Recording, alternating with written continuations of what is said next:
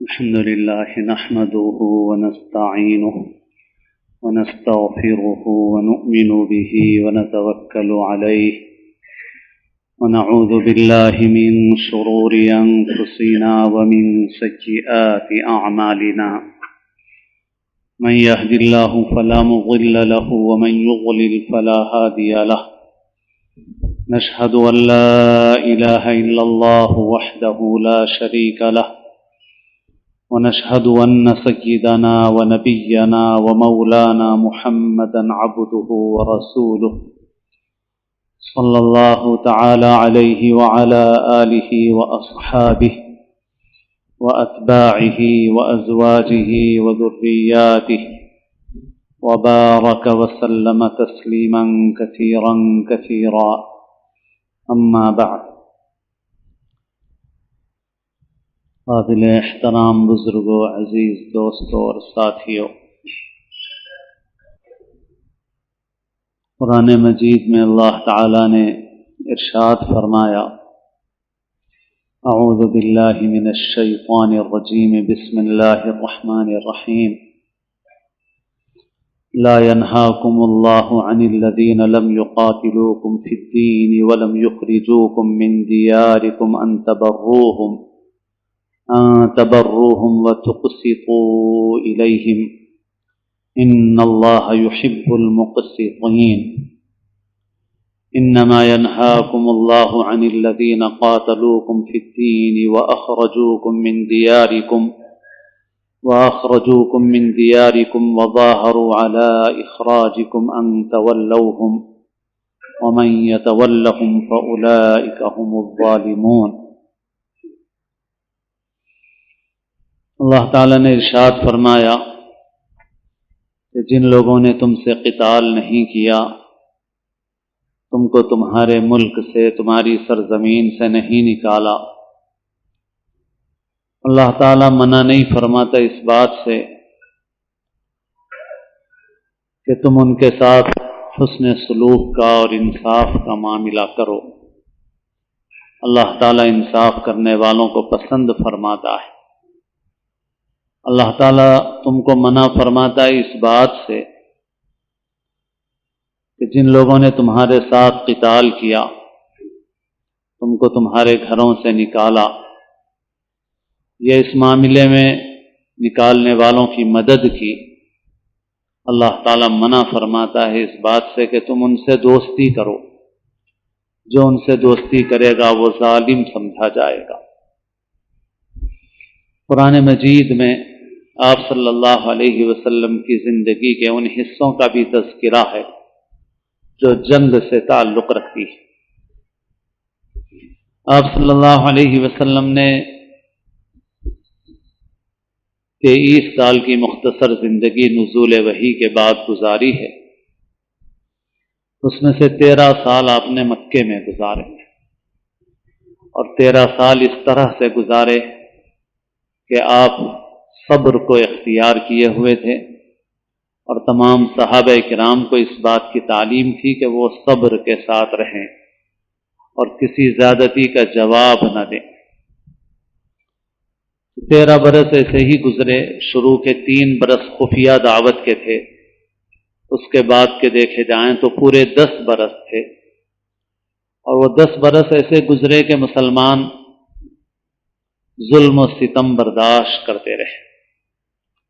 اور جب ظلم و ستم حد سے زیادہ ہوا تو کچھ لوگوں نے مجبور ہو کر اپنا وطن چھوڑ دیا اور سب سے پہلے حبشہ کی طرف ہجرت کر کے گئے.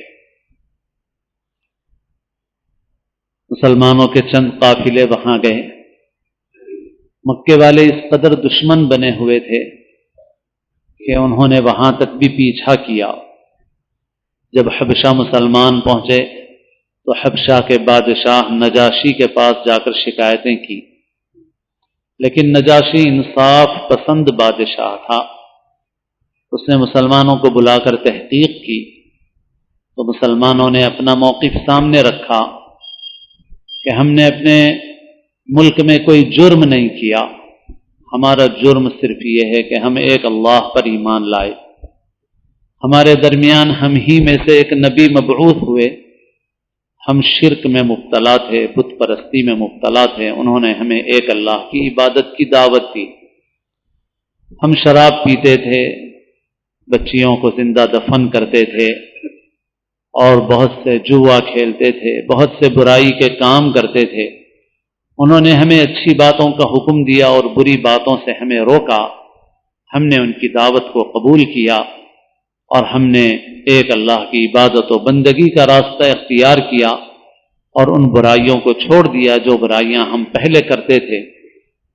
لیکن ہماری قوم ہمیں مجبور کرتی ہے اس پر کہ ہم اپنے اس طریقے کو چھوڑ دیں جس کو ہم نے اختیار کیا ہے، ہمارا اس کے سوا کوئی قصور نہیں ہے۔ تو نجاشی نے اس آنے والے وفد کو واپس کر دیا اور کہا کہ ان لوگوں کو ہم حوالے نہیں کریں گے، یہ ہمارے ملک میں جب تک رہنا چاہیں امن کے ساتھ رہ سکتے ہیں۔ تو غرض یہ کہ مکے والوں کی دشمنی اس قدر حد سے بڑی ہوئی تھی کہ انہوں نے نہ صرف مکے میں اطمینان سے رہنے نہیں دیا، بلکہ جب کچھ مسلمان ہجرت کر کے حبشہ پہنچے تو وہاں بھی وہ ان کو آرام سے رہنے دینا نہیں چاہتے تھے۔ لیکن اس پورے زمانے میں مسلمان صبر کا دامن تھامے ہوئے تھے اور کوئی رد عمل کا اظہار نہیں کرتے تھے۔ پھر اس کے بعد مدینہ منورہ، جس کا پہلے نام یثرب تھا، اس کی طرف ہجرت کا حکم آیا تو صحابہ کرام تھوڑے تھوڑے کر کے ہجرت کرنے لگے۔ مکے میں زمین تنگ ہو گئی ان کے لیے تو یثرب جانے لگے، کیونکہ یثرب کے کچھ لوگ اسلام لے آئے تھے اور انہوں نے مسلمانوں کو ٹھکانہ دینے کا وعدہ کیا تھا۔ مسلمان وہاں جانے لگے۔ پھر ایک وقت کے بعد جب اللہ کا حکم آیا تو خود حضور محمد رسول اللہ صلی اللہ علیہ وسلم ہجرت کر کے مدینہ منورہ تشریف لے گئے، اور وہ بھی آپ چھپتے چھپاتے گئے، جیسا کہ سیرت کی کتابوں میں ہمارے سامنے یہ باتیں آتی رہتی ہیں۔ وہ مکے والے جنہوں نے 10 سال تک زبردست ظلم کیا، وہ خاموش رہنے والے نہیں تھے۔ مسلمان جب مدینہ منورہ پہنچے تو مسلمانوں کا وہاں اطمینان سے رہنا اور اپنے دین پر باقی رہنا ان کے لیے قابل برداشت نہیں تھا، تو وہ مختلف قسم کی شرارتیں اور فتنہ انگیزیاں کرتے رہے، اور انہوں نے طے کیا ہوا تھا کہ مسلمانوں کو گویا نعوذ باللہ صفحہ ہستی سے مٹا دیں گے۔ اسی کے نتیجے میں مدینہ منورہ کا جو دور ہے اس میں کئی ایک جنگیں پیش آئی ہیں۔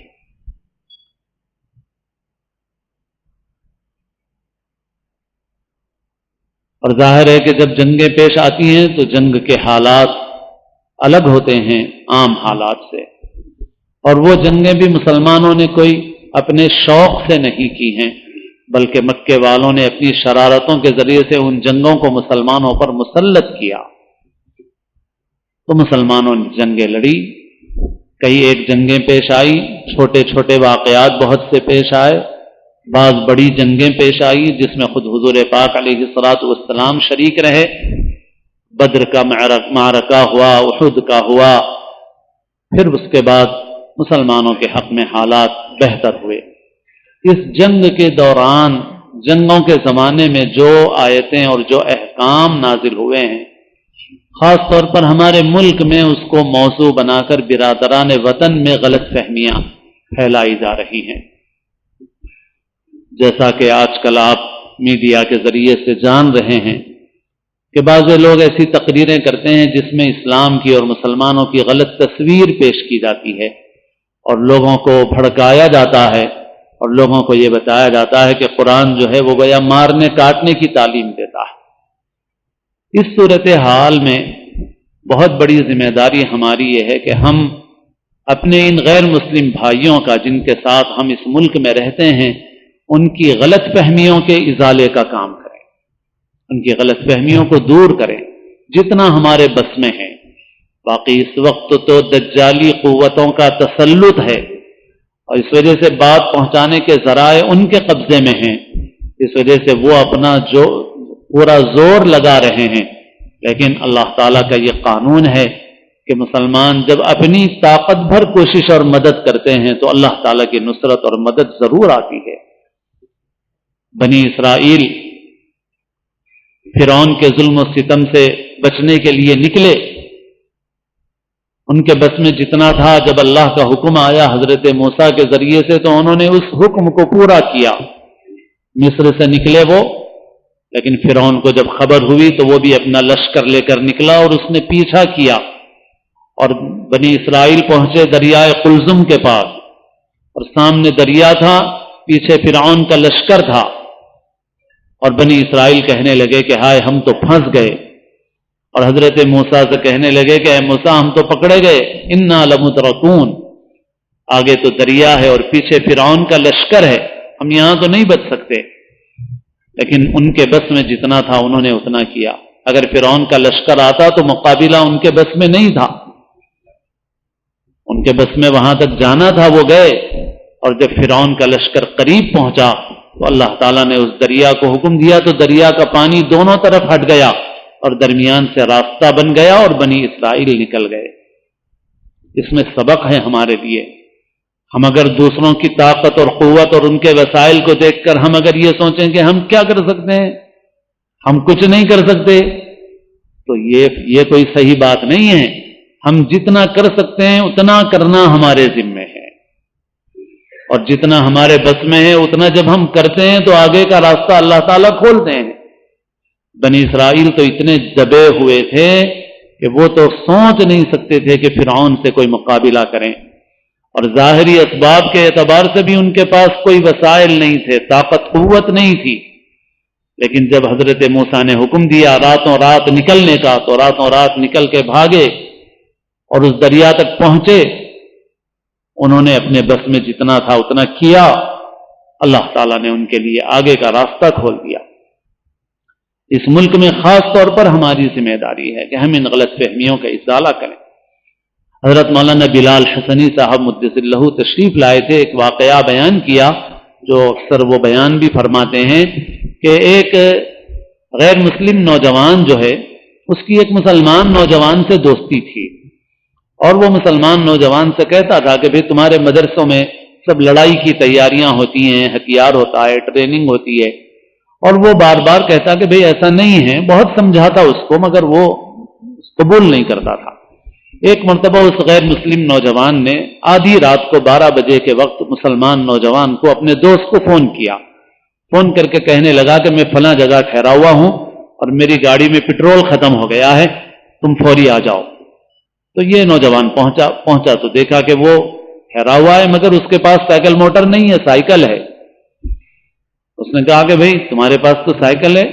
اس نے کہا کہ ہاں۔ پھر کیوں بلایا مجھے؟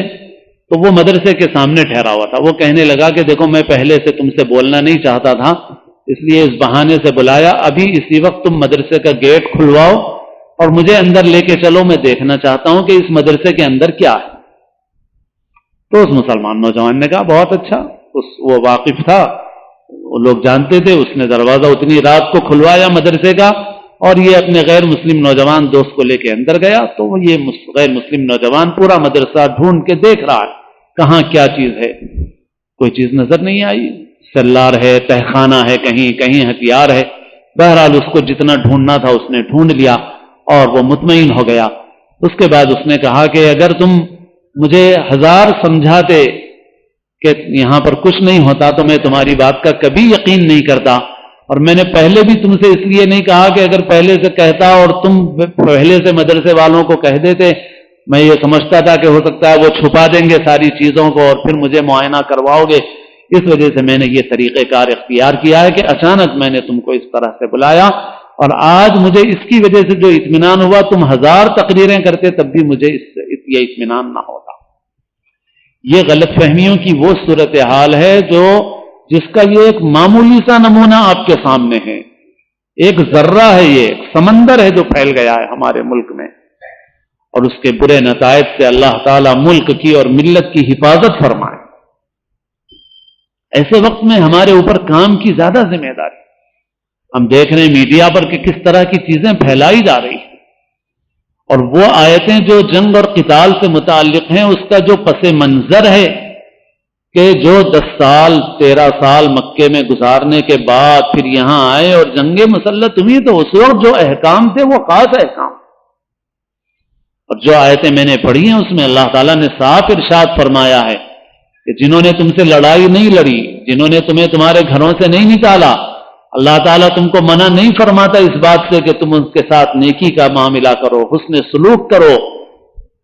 اللہ تعالیٰ تو اس کو پسند فرماتا ہے۔ اللہ تعالیٰ تم کو منع فرماتا ہے اس بات سے کہ جن لوگوں نے تمہیں گھروں سے نکالا، تمہارے ساتھ قتال کیا یا نکالنے میں مدد کی، ان سے دوستی سے اللہ تمہیں منع فرماتا ہے۔ یہ ایسی بات ہے کہ جس کی معقولیت کو ہر آدمی تسلیم کرے گا، لیکن آیتوں کو اس کے پس منظر سے ہٹا کر کے پیش کیا جاتا ہے، اور افسوس یہ ہے کہ ہم لوگوں کو اس وقت بہت بڑی جو خطرے کی چیزیں ہمارے لیے، جو بارہا عرض کر چکا ہوں کہ وہ خود ہماری بے حسی اور غفلت ہے۔ ہمیں اس سے جتنا نقصان ہے کسی سے اتنا نقصان نہیں ہے۔ ابھی ہم حیدرآباد میں بھی دیکھ رہے ہیں کہ جو حالات، کبھی کسی شادی کا معاملہ سامنے آ گیا تو وہ ایک آدھ ایسا حد سے تجاوز کر گیا تو سامنے آ گیا، لیکن کوئی شراب جو ہے وہ بوتل بھر کے پیے یا ایک قطرہ پیے، شراب شراب ہے۔ ایسی نافرمانیاں اور لوگ بھی تو کر رہے ہیں۔ کسی نے باہر سے بلا کے کرایا، وہ کرایا، وائرل ہو گئی چیزیں، لیکن صاحب اس نے ایک بوتل پی ہوگی تو جو ایک گھونٹ پی رہے ہیں وہ بھی مجرم ہیں۔ تو جو بوتل پینے والا تو وائرل ہو گیا، گھونٹ پینے والوں کو کوئی نہیں پوچھ رہا ہے۔ ہماری بے حسی غفلت جیسی زندگی ہے، ٹس سے مس نہیں ہے، حالانکہ طوفان ہمارے سر کے اوپر کھڑا ہوا ہے۔ ہماری جان، ہمارا مال، ہماری صلاحیتیں کس چیز میں لگنا چاہیے اور کس چیز میں لگ رہی، اور برعکس الٹا معاملہ ہے۔ ابھی اخبار میں دیکھا میں، سوالات کے کالم میں، کہ علاقے کرناٹک میں ایک مسجد میں نکاح ہوا، اور اس نکاح کے موقع پر 2 غیر مسلم بھی مدعو تھے، وہ بھی آئے، پڑھے لکھے مالدار بااثر لوگ، اور جب وہ 2 غیر مسلم مسجد میں آئے اور نکاح میں شریک ہوئے تو کمیٹی والوں نے ہنگامہ کھڑا کر دیا، کچھ لوگوں نے اس میں سے، اور مائک بند کر دیا اور بدتمیزی کی، اور بیچاروں کو بے عزت ہو کے، افسوس کی بات ہے کہ ان کو چلے جانا پڑا مسجد۔ افسوس ہے مسلمانوں کے ہاتھ۔ ہمارے نبی صلی اللہ علیہ وسلم نے غیر مسلم وفود کو مسجد نبوی میں ٹھہرایا ہے، ان کی ضیافت فرمائی ہے، ان کی مہمان نوازی کی ہے ہمارے نبی صلی اللہ علیہ وسلم۔ ہم خود نہیں جانتے اپنے دین کو، اور افسوس ہے کہ مسلمان دین سے دور ہے، اتنا خود اپنے نبی کی زندگی کو نہیں جانتا۔ مسجدوں میں نکاح ہونے چاہیے، بعض لوگ وسوسے ڈال رہے ہیں کہ بھائی مسجدوں کو شادی خانے مت بناؤ، شادی خانوں کو مسجدیں بناؤ۔ کتنے شادی خانے مسجد بن رہے ہیں ذرا بتاؤ؟ آپ اس کار خیر سے روکنے کے بجائے ذرا 10% شادی خانوں کو تو مسجد بنا کے بتاؤ۔ آپ شہر میں 10% کو تو بتاؤ۔ میں بعض ایسی چیزیں، یہ واٹس ایپ ایسا آ گیا ہے کہ ہر شیطان وسوسہ ڈالتا ہے اس کے ذریعے سے۔ ایک مضمون میں نے ایسا بھی پڑھا جس میں یہ وسوسہ ڈالا جا رہا ہے کہ صاحب مسجدوں میں نہیں ہونے چاہیے نکاح، اور وسوسے کا مطلب ہی یہ ہوتا ہے کہ غلاظت کے اوپر ایک کرنی اچھی لپیٹی جاتی ہے، تو باتیں بڑی ایسی ہیں کہ ایک عام کم سمجھ رکھنے والا دین کی متاثر ہو جائے اور بولے ہاں صاحب بڑی مسجدوں کی بے حرمتی ہو رہی ہے، فلاں ہو رہا ہے، نعوذ باللہ۔ بھئی کچھ کمی کوتاہی ہے اس کو دور کرو، اور آپ نے مسجدوں کو شوکیس کا شو پیس جو بنا رکھا ہے یہ خود غلط ہے۔ مسجدوں میں مختلف سرگرمیاں ہوتی ہیں، مسجدوں کو لوگ شان کا ذریعہ بنا رہے ہیں۔ مسجدیں کوئی شان کی چیز نہیں ہے، مسجد اللہ کا گھر ہے، اور مسجد مسلمانوں کی سرگرمیوں کا مرکز بھی ہے۔ تو بعض لوگ ایسے بھی وسوسے ڈال رہے ہیں مسجدوں میں نکاح ہونے چاہیے اور کچھ کمیاں ہو رہی ہیں تو ان کمیوں کو دور کرنا چاہیے. اعتکاف کے موقع پہ بھی عرض کرتا ہوں کہ اگر بچے کچھ غلطیاں کرتے ہیں تو اعتکاف سے مت روکو، بازار جا کے حرام کریں گے. مسجد میں رکھتے ہوئے ان کی تربیت کی کوشش کرو، ان کی کمی کوتاہیوں کی اصلاح کرو. نہیں صاحب اب آپ ایسے ٹائٹ ہو گئے، نہیں صاحب رہنا ہی نہیں مسجد میں، تو اب مسجد میں نہیں رہیں گے تو بچے کہاں جائیں گے؟ عشرے میں آخری بازار جائیں گے. ارے بھائی حکم ہر ایک کے لیے الگ الگ ہے، بڑے کے لیے الگ ہے، بچے کے لیے الگ ہے، عقل والے کے لیے الگ ہے، کم عقل والے کے لیے الگ ہے، دین کی فہم زیادہ رکھنے والے کے لیے الگ ہے، کم فہم رکھنے والے کے لیے الگ ہے. ایک کم سمجھ آ کے مسجد میں پیشاب کر دیتا ہے، حضور ناراض نہیں ہوتے اس سے، ہر ایک سے اس کے اعتبار سے معاملہ ہوتا ہے. تو وہ بچے جو سڑکوں پہ پھرنے کے عادی ہیں، گاڑیوں پہ ریس کرنے کے عادی ہیں، رمضان میں بازاروں میں پھرنے کے عادی ہیں، وہ مسجد میں آتے ہی غوث قطب بن جائیں گے، یہاں ایک دم جنید بغدادی بن کے تسبیح لے کے بیٹھ جائیں گے. ارے ان کی تربیت کی، وہ 1 سال 2 سال بیٹھیں گے تو خود ان کو عادت پڑے گی کہ بھائی کیسے رہنا ہے.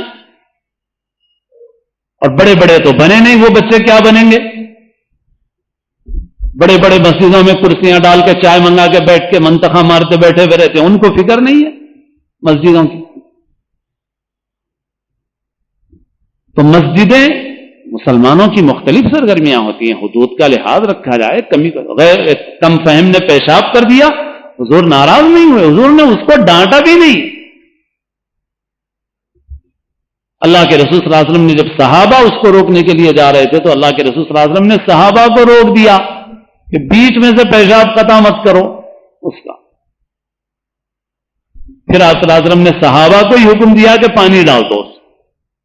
پھر اس کو بلا کے سمجھایا کہ دیکھو مسجدیں اللہ کا گھر ہیں، مسجد عبادت کی جگہ ہے، یہ پیشاب کرنے کی جگہ نہیں ہے، آئندہ ایسی حرکت نہ کرنا. ہونا تو یہ چاہیے. ایسے وقت میں مسلمان اتنا، جبکہ ہم کو کام کی ضرورت ہے، مسلمان اتنا دور ہے.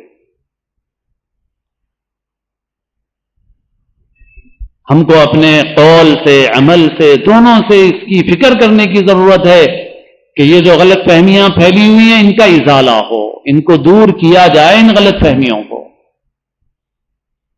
اور اللہ تعالیٰ نے کوئی ایسی تعلیم نہیں دی ہمیں کہ ہم نفرت کا، حقارت کا معاملہ کریں. کافر کے لفظ کے متعلق بھی غلط فہمی ہے لوگوں کو. ہمارے بہت سے غیر مسلم بھائیوں کے ذہنوں میں یہ بٹھا دیا گیا کہ کافر کا مطلب کوئی گالی ہے. کافر کا مطلب گالی نہیں ہے. کافر کا مطلب ہے کہ محمد صلی اللہ علیہ وسلم اس دنیا میں تشریف لائے اور انہوں نے یہ کہا کہ میں اللہ کا نبی ہوں، پیغمبر ہوں، میرے پاس وحی آتی ہے اور میں جو قرآن سنا رہا ہوں وہ میرا کلام نہیں ہے، وہ اللہ نے نازل کیا ہے میرے اوپر. تو کچھ لوگ وہ تھے کہ جنہوں نے اس کو مان لیا، کچھ لوگوں نے اس کو نہیں مانا، دشمن ہو گئے. کچھ لوگ دشمن نہیں ہوئے، بدتمیزی بھی نہیں کی، آپ کو اچھا انسان مانا مگر پیغمبر نہیں مانا. یہ نہیں مانا کہ آپ پہ قرآن اوپر سے آتا ہے. تو جس نے یہ مانا کہ آپ پیغمبر ہیں، نبی ہیں، آپ پر نازل ہونے والا قرآن اللہ کی طرف سے آیا ہے، تو وہ مومن ہے. مومن کا مطلب اس نے اس کو مان لیا اور تسلیم کر لیا. اور جس نے کہا کہ نہیں بھائی ہم آپ کو اچھا آدمی، جو دشمن بنے وہ تو الگ رہے. جنہوں نے یہ کہا کہ آپ بہت اچھے انسان ہیں، بہت اچھے آدمی ہیں، مگر ہم جو ہے وہ آپ کو نبی نہیں مانتے، پیغمبر نہیں مانتے. تو جنہوں نے پیغمبر نہیں مانا ان کو کہا جاتا ہے کہ کافر ہے، یعنی جنہوں نے آپ کے پیغمبر ہونے کو قبول نہیں کیا، آپ کے پیغمبر ہونے کا انکار کیا. جس نے آپ کے پیغمبر ہونے کا انکار کیا اس کو کافر کہتے ہیں، جس نے آپ کے پیغمبر ہونے کو مانا اس کو مومن کہتے ہیں. بس اسی لیے یہ بھی عرض کرتا ہوں کہ خاص طور پر جو طبقہ ہمارا پڑھا لکھا ہے، انگریزی جانتا ہے، تیلگو جانتا ہے اور زندگی کے میدانوں میں ہے، جیسے ہم جیسے لوگ ہم ایک طرف ہٹے ہوئے ہیں ایک طرح سے، لیکن آپ آفسوں میں ہیں، آپ دکانوں میں ہیں، آپ اپنی ملازمتوں میں ہیں، آپ اپنی جس فیلڈ میں ہیں، آپ لوگوں کے اوپر بھی ذمہ داری ہے. آپ صرف کمائی کا کام کرتے رہیں یہ کافی نہیں ہے آپ کے لیے. آپ کے اوپر ذمہ داری ہے کہ اس طرح کی معلومات اپنے پاس رکھیں اور جن بھائیوں کے ساتھ اٹھنا بیٹھنا ہوتا ہے ان کی غلط فہمیوں کو دور کریں، ان کی غلط فہمیوں کا ازالہ کریں اور دین کی صحیح تصویر اپنے قول سے اپنے عمل سے ان کے سامنے پیش کریں۔ اللہ تعالیٰ اپنے فضل و کرم سے حالات کا جو تقاضا ہے اس کو محسوس کرنے کی اور ان تقاضوں پر عمل کرنے کی اللہ تعالیٰ ہم سب کو توفیق نصیب فرمائے اور ہم سب کو اسلام کی زندگی اور اپنے اپنے وقت پر حسن خاتمہ نصیب فرمائے، سنتیں ادا فرمائے۔